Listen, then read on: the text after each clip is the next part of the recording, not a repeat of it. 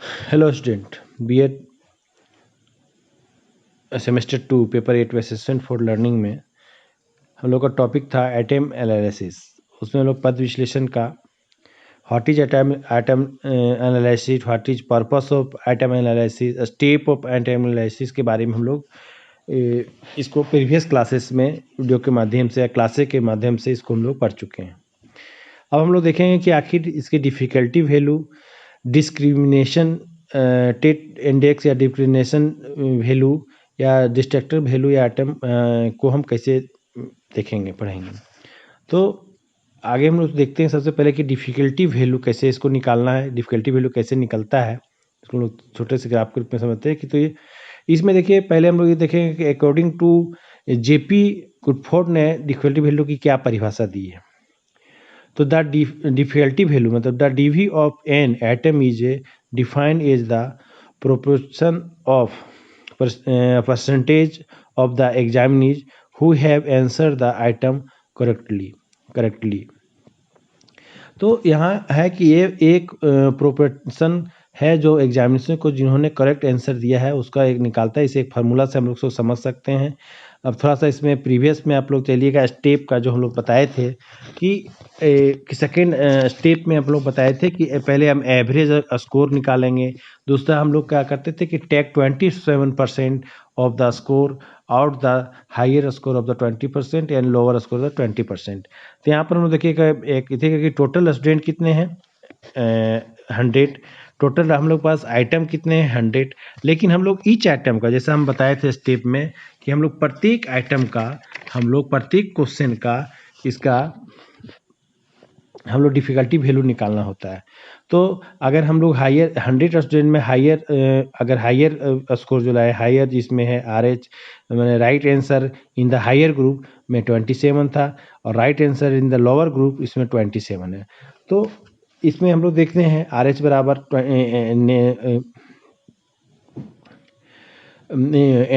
थी NH बराबर number of examination in higher group तो 27 और number of examination lower group 27। तो इसमें यहाँ पर थोड़ा है कि right answer in the higher group यह है कि उस पार्टिकुलर वन क्वेश्चन का ईच क्वेश्चन का हायर ग्रुप में 1 नंबर क्वेश्चन का या 2 नंबर क्वेश्चन का फर्स्ट आइटम का कितने लोग सही आंसर दिए। तो राइट आंसर में कितने 20 दिए मान लिया जाए और लोअर ग्रुप में कितने उस एक क्वेश्चन का आंसर दिए 10 दिए। तो हम लोग इसका एक फार्मूला के माध्यम से समझ रहे हैं कि उस ग्रुप में इसको निकालने का कि हम जब RH प्लस RL अपन बाय मैंने NH प्लस NL। तो हम लोग देखिए यहाँ पर है RH कितना है 20 मतलब एक फर्स्ट आइटम का हायर ग्रुप से कितने लोग सही आंसर दिए मतलब पहला क्वेश्चन अगर है तो 20 ने सही आंसर दिया और 27 और 20 में लगभग सही आंसर दिया है फर्स्ट क्वेश्चन का और लोअर ग्रुप में मात्र 10 लोग दिए हैं। तो इस तरह की इस फर्स्ट आइटम या क्वेश्चन का जो डिफिकल्टी वैल्यू है देखिए यहाँ पर इसको निकाला कि 30/20 प्लस 10 और 27 प्लस 27 जो आपका NH और NL दोनों तो सेम है क्योंकि हम उसको 100 में हायर का 27% लेना था लोअर का 27% लेना था बीच का कोई थी नहीं। तो इसमें जो हमारा 27 प्लस 54 हो जाता है। इसको अगर हम काटेंगे तो 0.55 लगभग इसकी डिफ़िकल्टी वैल्यू निकल के आती है। तो इसमें RH RL NH LL का भी लिखा है। RH right answer in the higher group, RL बराबर right answer in the lower group, यानी जो number of examine higher group जो हम लोग 100 में हायर ग्रुप का लेना है और लोअर ग्रुप का number of examine lower group. इस तरह इसको हम लोग इससे समझ सकते हैं। अब हम लोग आगे इसको देखते हैं कि अगर in case number non response examinee available means इसमें इन केस क्या होता है कि कभी कभी क्या होता है कि उस क्वेश्चन का कोई रिस्पॉन्स कोई ऐसा एग्जामिनी है कोई ऐसा है 27 में जो है लोअर ग्रुप में है हायर ग्रुप में है। तो उसमें क्या है कि कुछ ऐसे हैं जो उसको रिस्पॉन्स ही नहीं दिए हैं उसका आंसर चाहे वो इथी में हो लोअर ग्रुप में हो चाहे हायर ग्रुप में हो उसका कोई नंबर ऑफ लोअर ग्रुप चाहे नंबर ऑफ हायर ग्रुप तो उसमें कोई उसका रिस्पॉन्स मतलब उस क्वेश्चन का आंसर दिया ही नहीं उस क्वेश्चन का आंसर। तो हम लोग कैसे इसको सॉल्व करेंगे? तो यहाँ पे भी फॉर्मूला देखिए दिया हुआ dB बराबर RH प्लस RL, फिर NH प्लस NL जो सेम है, लेकिन इसमें माइनस NR दिया हुआ है, माइनस NR।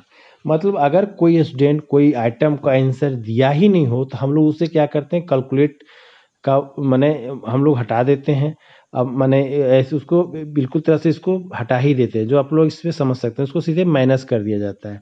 तो वहाँ पे फिगर कुछ डिफ़िकल्टी वैल्यू जाएगी, उसमें हमारा डिफ़िकल्टी वैल्यू 55 आया था, इसमें 0.55 आया था, इसमें 0.57 आएगा। अगर हम लोग 2 स्टूडेंट अगर मान लेते हैं तो उसको पूर्णतः क्या होता है कि उसमें उसको हटा ही दिया जाता है। मतलब 2 स्टूडेंट को है तो उसको हटा के इस तरह आंसर इसको इस फार्मूला से हम लोग निकाल सकते हैं समझने के लिए।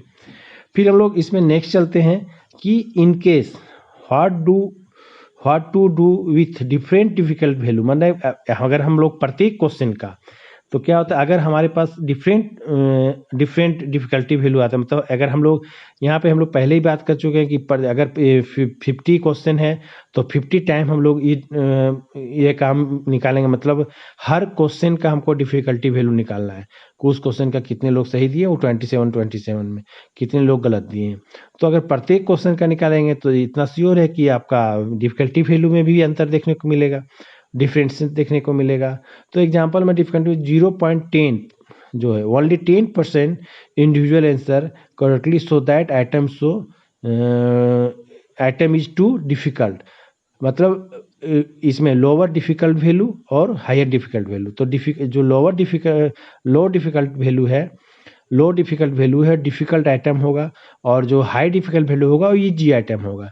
मतलब 10% इंडिविजुअल आंसर जो अगर देता है, अगर कोई 10% ही इंडिविजुअल आंसर देता है तो वह क्या होगा, वह डिफिकल्ट होगा। और जो 0.89% इंडिविजुअल आंसर अगर करेक्ट देता है तो आइटम बहुत ही ईजी होगा। मतलब कोई क्वेश्चन का आंसर अगर सभी लोग लगभग 89-90% लोग इसको दे दिया है तो वह उसको ऐसा माना जाता है। हम लोग पहले इसमें हम लोग देख सकते हैं, पहले हमने वैल्यू निकाला 0.55। तो हमारा क्या आता है वो डिफिकल्ट, अगर ऐसा ही हो RH बराबर तो उसमें 27 क्या होगा कि अगर कोई क्वेश्चन का ऐसा हो कि जो डिफिकल्ट वाले, मतलब जो लोअर ग्रुप में यहाँ समझने का है, अगर लोअर ग्रुप का भी जो आंसर देने वाला है वो भी 20 लोग उसका आंसर दे दे क्वेश्चन नंबर 1 का, और हायर ग्रुप वाला भी 27 में 27 लोग दे दे, तो क्या होगा फिगर ऊपर में जो फिगर में रहा था 20 प्लस 10 वह क्या हो जाएगा 27 प्लस मैंने 54/54। यहाँ पर समझने का इति है 54/54 हो जाएगा। तो वहाँ हमारा क्या आता है, वैल्यू क्या आ जाता है 1, जो 0.55 से 1 बड़ा है। तो इसको समझने के लिए हम लोग इसका एक तो परागति दिया गया है जिसको हम लोग इसके अंतर्गत रख सकते हैं। मतलब जो अगर DV 0.20 मतलब 20 से 0.30 तक आता है तो मोस्ट डिफिकल्ट है, उसको हम लोग अपने आइटम से बिल्कुल कट कर देंगे, बिल्कुल निकाल देंगे, यहाँ समझने का है। फिर है 0.30 से 0.40 आता है तो वह डिफिकल्ट है, इसको हम लोग रख सकते हैं। उसी तरह 0.40 से 0.60 अगर वैल्यू आता है तो मॉडरेट डिफिकल्ट, मतलब उसको मॉडिफाई कर सकते हैं, आगे यार उससे चाहे कुछ रिवाइज कर सकते हैं। जो अभी हम लोग क्वेश्चन नंबर 1 का जो एग्जांपल के रूप में लिए, जो 0.55 आ रहा था या 0.57 जो मेरा इसके क्लासेस में आया, उसमें क्या है इसके अंतर्गत आता है मॉडरेट डिफिकल्ट में। मतलब उसको मॉडरेट कर सकते हैं, थोड़ा मॉडिफाई करके उसको कर सकते हैं।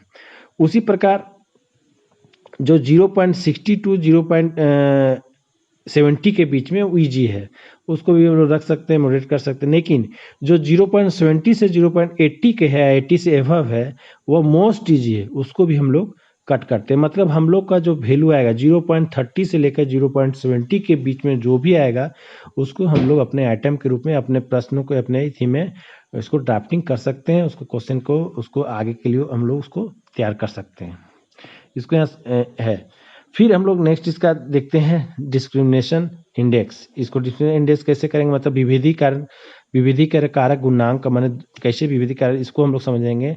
तो इसको समझने के लिए इसका विविधि गुणांक को बोला जाता है नॉर्मली इसमें है। तो इसमें देखिए अकॉर्डिंग टू ब्लड एंड बर्टकेन है कि index of discrimination is that ability of an item on the basis of which the discrimination made between superior and inferior, it range from +1 to -1।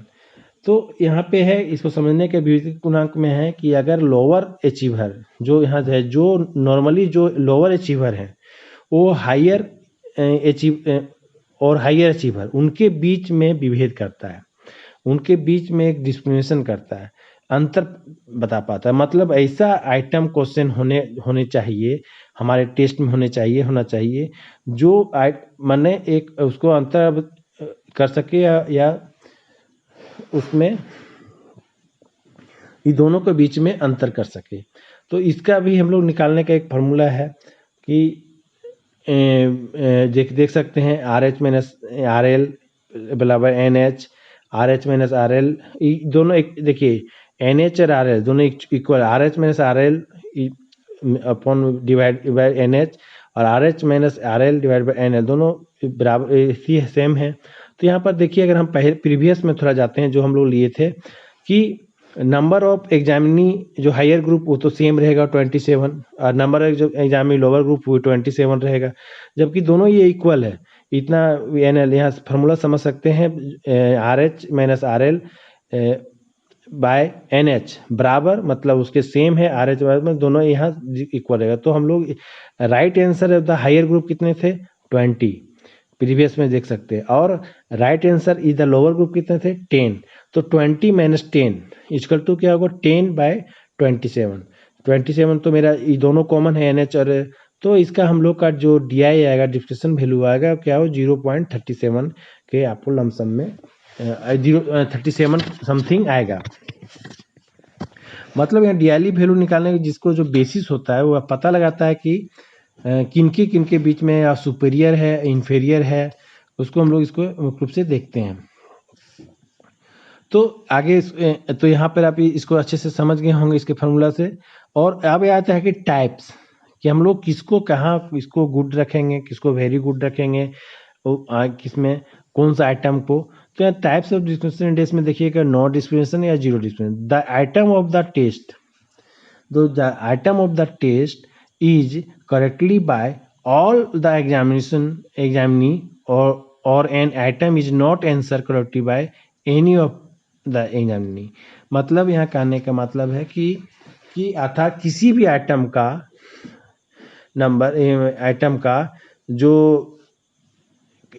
कब इसका नो डिस्क्रिमिनेशन या zero discrimination कब होगा, जब उस item का सभी ने सही आंसर दे दिया हो या कोई भी नहीं दिया हो, इसका कोई इथी नहीं हुआ। चाहे तो सभी ने सही आंसर दे दिया है फर्स्ट आइटम का, अगर हम लोग एक से क्वेश्चन नंबर 1 का देख रहे हैं, चाहे क्वेश्चन नंबर 2 का देख रहे हैं, तो चाहे तो सभी आंसर उसका सही दे देंगे, चाहे तो कोई देगा ही नहीं, तब वह जीरो डिस्क्रिमिनेशन, वह कि कोई किसी तरह का विभेद नहीं कर पा रहा है कि ना सुपीरियर और इन्फीरियर के बीच किसी तरह का विभेद वह नहीं कर पा रहा है अचीवर और नॉन अचीवर के। तो इसमें जो पॉजिटिव डिस्क्रिमिनेशन है उसको हम लोग देखते हैं। पॉजिटिव क्या है कि the item is correctly answer by superior and is not answer correctly by inferior, इसको हम लोग पॉजिटिव रखते हैं। इसका देखिए मीनिंग से बिल्कुल स्पष्ट है, मतलब ऐसा आइटम जो सुपीरियर के द्वारा ज़्यादा करेक्ट आंसर दिया जा सकता है, जो सुपीरियर में जो हायर ग्रुप में जो स्टूडेंट है वह उसे ज़्यादा आंसर को करेक्ट दे पाए, और जो इन्फीरियर में है उसको आंसर नहीं दे पाए, करेक्टली नहीं दे पाए, तो उसको हम लोग पॉजिटिव में या अच्छे डिस्क्रिमिनेशन के रूप में उसको हम लोग इसको रख सकते हैं। और नेगेटिव डिस्क्रिमिनेशन में मिनेशन में an item equality answer by inferior, यहाँ देखिए जस्ट उल्टा हो गया, और is not answer by correctly by superior. यहाँ पर अकॉर्डिंग टू एबल एक डायग्राम इथी दिया गया है, इथी करके उसके कि कैसे हम लोग इसको डिफरेंट करेंगे, अगर विभिन्न डिफरेंट टाइप का अगर आ गए तो इसमें भी इसमें क्लियर है कि जो आइटम का आंसर करेक्टली आंसर इन्फीरियर दे देगा, ज़्यादा इन्फीरियर लोग है उसका मतलब ऐसा आइटम जिसका आंसर इन्फीरियर ज़्यादा दे दें और सुपीरियर वाले कम दें, यह नेगेटिव आइटम के अंतर्गत आता है। अब यहाँ आता है कि how to do different discrimination index. तो एक इंडेक्स दिया गया है जिसके माध्यम जिस तरह हम लोग DV का इंडेक्स देखे उसी तरह इसका भी इंडेक्स दिया गया, किसको किस स्थिति में हम लोग रखेंगे। तो यहाँ सिंपल समझने का है कि 0.40 and above very good item में हम लोग सकते हैं अगर ऐसा आता है। 0.30 टू 0.39 में रीजनेबल गुड है, सब्जेक्ट टू इम्प्रूवमेंट, उसमें जो भी विषय है जो उसको इम्प्रूव कर सकते हैं, थोड़ा चेंज कर सकते हैं। 0.20 से 0.29 मार्जिनल आइटम है, जो नीड है, उसको आवश्यकता है इसको इम्प्रूव करने की, और जो उसको अलग कर सकता है। बिलो 0.20 पुअर आइटम है, जो चाहे तो उसको रिजेक्ट कर दीजिए, चाहे तो उसको रिवाइज आप कर सकते हैं उस आइटम को। अब हम लोग आगे इसके पॉइंट में आते हैं। इफेक्टिवनेस ऑफ, देखो मतलब यहाँ देखिए डिस्ट्रैक्टर को विचलित करना, गुड डिस्ट्रैक्टर किसको माना जाता है? कुछ क्वेश्चन को, किसी क्वेश्चन का जो विचलित करता है, तो यहाँ विचलित करने से अच्छा यहाँ समझने का है कि distractor is a congestion to a good distractor when the attract more people from the lower group than the higher group. मतलब यहाँ के है कि अच्छा पद विश्लेषण या डिस्ट्रैक्टर उसे माना जाता है जो ज़्यादा से ज़्यादा लोअर ग्रुप में आने वाले ग्रुप को डिस्टर्ब करे। मतलब जो हम लोग हायर ग्रुप और लोअर ग्रुप, जो 27% हायर में लिए, 27% लोअर में लिए, नंबर ऑफ जो है, तो ज़्यादा जो डिस्ट्रैक्ट माने विचलित करे आंसर से, लोअर ग्रुप अगर कोई ज़्यादा विचलित हो रहा है तो वह क्वेश्चन को ज़्यादा अच्छा माना जाता है, डिस्ट्रैक्टर के रूप में माना जाता है। मतलब लोअर ग्रुप में के बच्चे वे आते हैं जो कम पढ़ाई किए हों या नहीं पढ़े हों, उनको प्रश्न का आंसर सिमिलर लगेगा या उसे डिस्ट्रैक्ट करेगा। और हायर ग्रुप में है के बच्चे जो हैं डिस्ट्रैक्ट हो सकते हैं, कब हो सकते हैं? जब आंसर आपस में ही क्लियर ना हो, तभी वह उससे विचलित हो सकता है। या किसी क्वेश्चन का आंसर 2 आ रहा हो, मतलब एक अगर कोई क्वेश्चन हो उसका आंसर 2 आ, तब तभी हायर ग्रुप वाला विचार करेगा। वो पढ़ाई किए तो परफेक्ट आंसर मारेंगे। तो हम लोग इसको एक डाटा के रूप में इसको समझ सकते हैं कि क्वेश्चन नंबर 1 में अगर हम लोग उसको इसका देखते हैं डिस्ट्रिक्ट कितना है, तो NH तो 27 है, number of examining of higher group. NL भी हमारा 27 है। अब इसमें देखिए ABCDE एक क्वेश्चन का 4 ऑप्शन है इस सबने, तो ए वाले हैं, ये जो ए ऑप्शन है इसको कुछ नहीं माना। इसमें देखिए कि किसी ने उसको आंसर को सिलेक्ट नहीं किया, वो आंसर बिल्कुल क्लियर है, कोई मतलब उसमें हम लोग चेंज कर सकते हैं, उसको 0 है ना, कोई सही नहीं किया। और बी ऑप्शन है, उसमें देखिए नंबर ऑफ हायर ग्रुप, जो नंबर ऑफ हायर ग्रुप है वो 7 जो है, 7 स्टूडेंट जो है उस क्वेश्चन में डिस्ट्रैक्ट हो गया, और नंबर ऑफ लोअर ग्रुप है मात्र 3 हुआ। जबकि यहाँ कह रहा है कि जो लोअर ग्रुप है अगर उसमें ज़्यादा डिस्ट्रैक्ट होता है तो ज़्यादा अच्छा माना जाएगा। तो यह भी बी ऑप्शन भी मेरा कोई काम का नहीं, और सी इसका करेक्ट आंसर है। सी इस ऑप्शन, इस क्वेश्चन नंबर 1 का सी ऑप्शन जो करेक्ट है। तो देखिए नंबर ऑफ हायर ग्रुप से 17 सही किए हैं, और नंबर ऑफ लोअर ग्रुप है इसमें 7 सही किए हैं। तो इसका से वहीं आप डी में देखिए, डी में है कि डिस्ट्रैक्ट या विचलित किया है मात्र 1 स्टूडेंट, मतलब उसमें 1 ही है उसमें पैराग्राफ डी जो ऑप्शन में है, और नंबर ऑफ में 8 स्टूडेंट विचलित हो गए हैं। फिर उसी तरह ई में मात्र हायर ग्रुप में 2 ही लोग विचलित हुए हैं, और लोअर ग्रुप में 9 विचलित। मतलब डी ई को डिस्ट्रैक्टर जो ऑप्शन है वो बढ़िया है। जबकि हमको ऑप्शन चेंज करने का, किसको, ए और बी को हम ऑप्शन को चेंज कर, क्या कि ए तो कोई टच ही नहीं किया, 0 इसमें आ रहा है। आज जबकि NH बी ऑप्शन है उसमें ज़्यादातर लोग हायर ग्रुप वाला डिस्ट्रैक्ट हो जा रहे हैं, जबकि वहाँ लोअर ग्रुप को डिस्ट्रैक्ट होना था, तो वह भी सही नहीं है। मतलब इस तरह से मेरा डी और ई अच्छे डिस्ट्रैक्टर के रूप में माना सकता है, और सी तो इसका आंसर ही सही है। तो आप लोग इस डाटा को देख के आप लोग इस डाटा को अपने से प्रयास कीजिएगा कि इसका डिफिकल्टी वैल्यू और डिस्क्रिमिनेशन आइटम या इंडेक्स को आप लोग अपने फार्मूला पे सेट करके इसको निकालने का प्रयास करके आप लोग मुझे कमेंट कीजिएगा। Thank you.